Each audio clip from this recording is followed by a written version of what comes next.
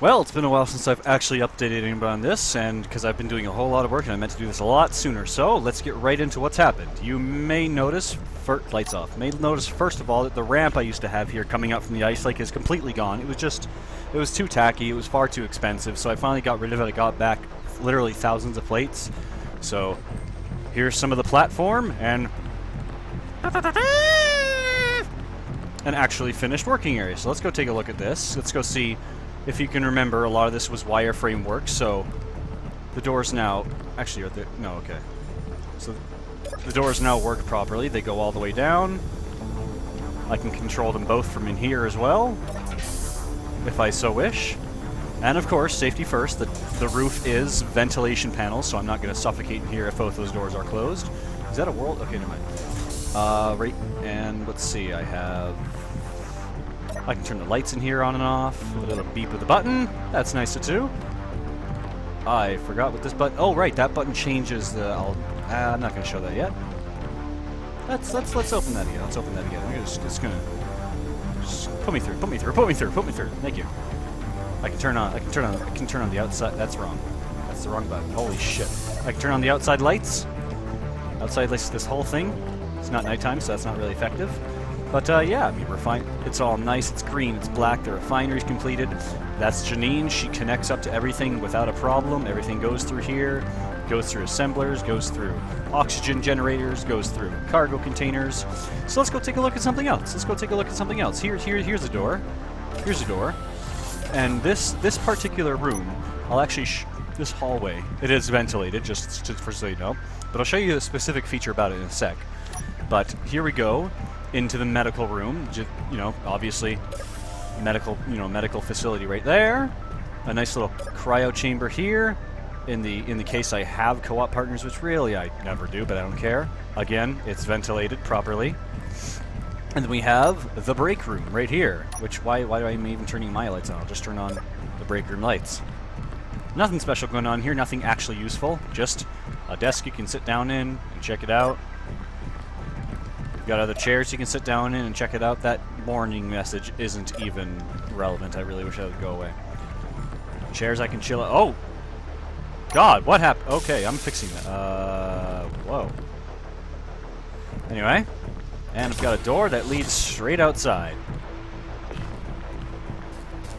So as you can see, there's been a lot of work. That right there, I don't know how that gap appeared under that thing. Whatever the word is for it. Support beam, I'm going to call it that. Yes, I don't know how that gap actually appeared, but let's go look at that. Let's go look at that. Let's go look at that.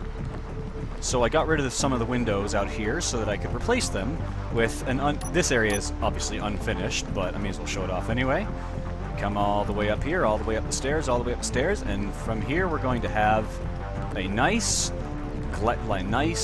glassed-in control center, and there's a radio antenna on top. I'll try and show that from outside once I actually get out there, but there's a control station. I'll be able to see all the way around. It'll be nice and sexy. So, and if you've got a clever eye, you may have already figured out the punchline here, but you might be thinking to yourself, Hank, you fucking idiot! Your reactor isn't even turned on, you goddamn dumbass! How the hell are you getting power, you stupid piece of shit? Well, I'm glad you asked, actually. Let's go take a look at what's going on there.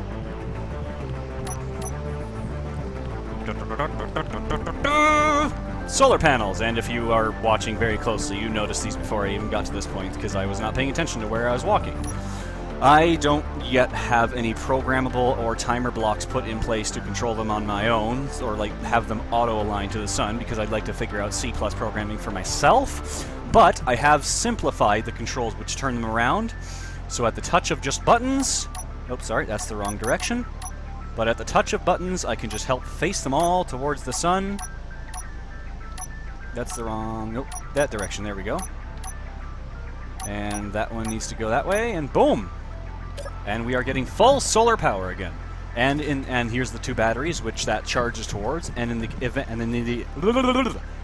in the event I run out of power I need to use, I can use the reactor in there for backup power. What else to look at? Rebel! Here we are. I'll take a look at you. Actually, yeah, I will. Let's see. K, control panel, remote. There we are. Control. So here we are, Rebel. Her original intention was to pick up Janine, my personal car, in the event she flipped over in the game autosave. But ever since I actually turned off autosaving, I don't really have to worry about that as much of a problem. But she's still useful. I'll probably use her for utility here and there. You can see she's got thrusters in every direction. And those red ones, once I press the number 2 button, those will turn on as well in the event I need extra lift. I've tested it, and Rebel can, not very safely, but it can handle lifting weights of up to 16,000 kilograms. And it also has a camera on it, so I can fly around, so I know what I'm doing. In fact, let's listen. I'm going to fly at my own face. Yeah, there's a handsome man right there. Let's get a close-up of that face. Let's get a close-up of that face. That's good. All right, let's park her back. Do. And when I'm not using her, she just goes right back. Right back to there, connects up to the station, and recharges her batteries. I keep pressing the wrong mouse button. So, yeah, there's nothing actually bothered changing there. So that's pretty much how my base is. It's all very nice. I have outdoor lights. I have red and yellow lights that do turn on that solar array when I turn them on in the night. But this is not the piece de resistance. Oh, I forgot one detail. Forgive me. So you may have noticed this black pipe just going straight into the wall. That is, oops, get me out of here, I'm stuck. That black pipe leads towards the medical room so that oxygen, hydrogen, whatever else can be fed towards the medical procedure and the cryo chamber. But what you may have also noticed is that you can't see the pipe here underneath the floor. And you also cannot see the piping from outside either. I have all the external details covered up by catwalks. And I thought it looked very nice. And yeah, I may as well actually give an overhead view. I have enough hydrogen power to do so. Oh, and there's the antenna I mentioned earlier. I did at some point have a projector showing a giant ground control holographic sign, but it turned out just to be too cheesy to actually continue using. But this is not the piece de resistance. No, it most certainly is not. We're going to go see the Starduster. After a while of mining manually with this car in my hands and a drill, I got pissed off enough. I tried about 2 failing... I tried 2 failing designs on a small mining ship. The first one was just basically a big truck that could tilt its front drills up and down, but it really didn't pan out. It kept getting itself stuck on rocks coming up from the ground, blah, blah, blah, blah. So the second attempt was a vehicle that could drive somewhere, then detach from itself to fly up into the air so that I had the maneuverability of flight, but without having to waste all the power on flying all the time.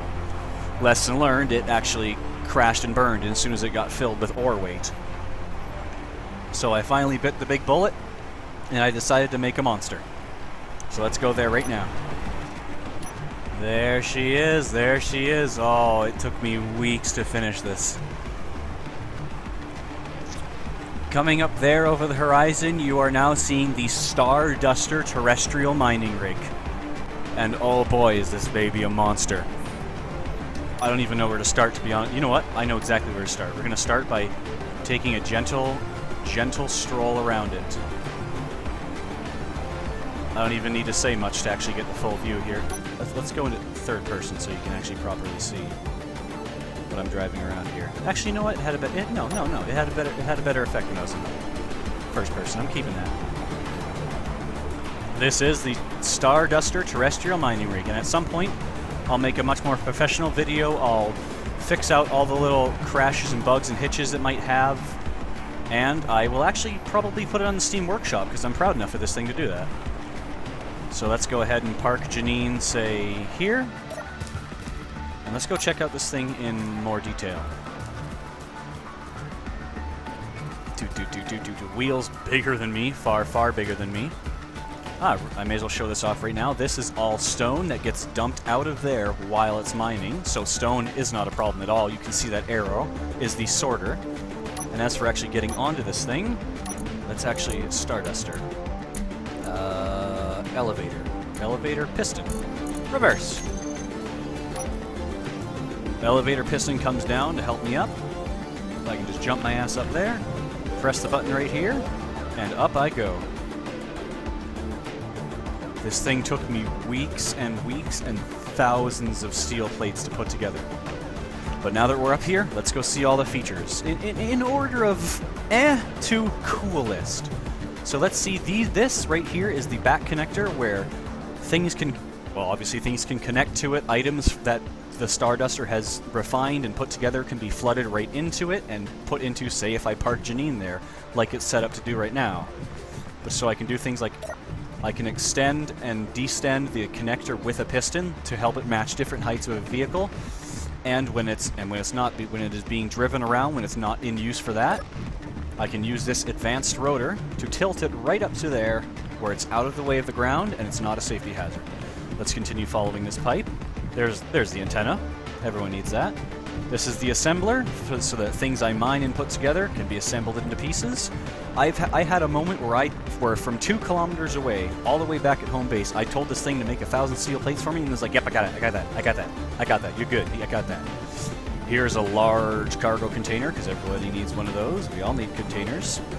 Here's a nuclear reactor. Again, it's not active right now because this thing does have a solar panel and battery set up, but in the event that I need extra power, the nuclear reactor is there as a backup. Let's continue following these pipes into the refinery so that when things are drilled up from the ground, they are turned into ingots immediately, and I can use them immediately, and they can be refined, or they can be assembled in the assembler immediately. This is a mobile work base, and it is adding a new extension to my home base doesn't take me days anymore. It takes me a night with how simple I've actually made this. Putting the amount of hours I did into this, so worth it. There's nothing else here to really look at except for the big monster. Here we are right here, a 9 drill system. They will destroy the ground that they go through, but let's. So here's 3 information panels, and these are completely unimportant, really. They're just there for flavor. The middle one is just a big disclaimer. The left one here tells you a whole bunch of operational procedures for the Starduster. And the one on the right, safety regulations. Do not do all this if you don't want to die and or wreck the rig. Here we have an ore detector so you know what you're driving towards, so you can pinpoint what you're going for. And of course, railings. Safety railings, because safety first. That landing gear you see on the side is used to lock the whole thing into place. That was actually the last thing I put on here because I realized that even with the handbrake on, its wheels weren't strong enough to keep its weight in one place, even on a slight hill incline. So I had to have these put in there in order to stop it from doing that. So basically, once I'm ready to mine, those come down to the ground, grab onto the ground, and this whole thing does not move. So let's there's the battery. There's the battery for. Is it in discharge mode right now? I should fix that. Yes, please. Recharge for me. Current input, good. There's 3 solar panels on either side. So let's see how this goes. Oh, right. So the way we do this is now while I'm here, I may as well show up. I have 4 cameras around the ship. 9 is the rear view camera, nice and simple. 8 and 7 look to either side, again, nice and simple. And number 6 is a very special one because number 6 is at the top of the drill rig, so I'm looking straight down right now. So I can see all around. Most of the rig. I can see right through to the bottom of where the drills are. And if I can't see them well, I can press button 3 to turn all the lights of the rig on. And there is a lot of lights. I wish it were nighttime right now so I could show you. But I can also turn on the headlights. Everyone needs headlights. But without further ado, let us go back into camera number 6, or the drill camera rather. Now the landing gears that are locked into the ground, let's unlock them, let's retract them, pull them back up, and then we'll start driving forward. We'll make sure we don't fall into this cavern that I've already mined. Just continue to drive carefully. Careful, okay. Hey, careful. Now that I'm approaching, I'll go back into camera 6. I'll turn the lights on so I can see the ground that I'm going towards. Oh, here we are. Drive a little bit further forward. Just a little bit. No, not that far. Not that far. Okay, try and keep it in place. Start lowering the landing gears again. And come on, come on, come on. They're not grabbing the ground yet.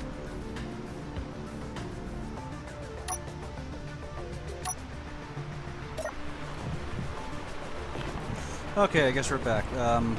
I basically had to let the parking pistons extend much further than I was comfortable with, and the wheels aren't exactly supposed to be off the ground like this, but at this point I'll let it slide because I must be parking on an incline or something.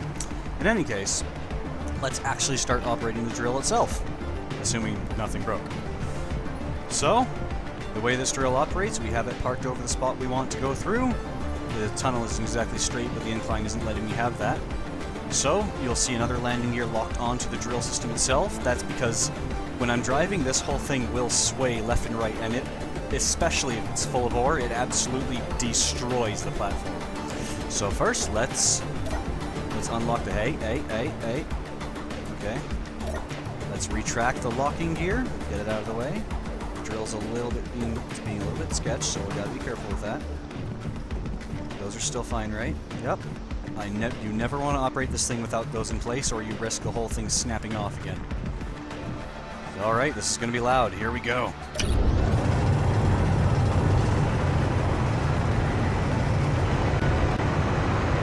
Oh, yes.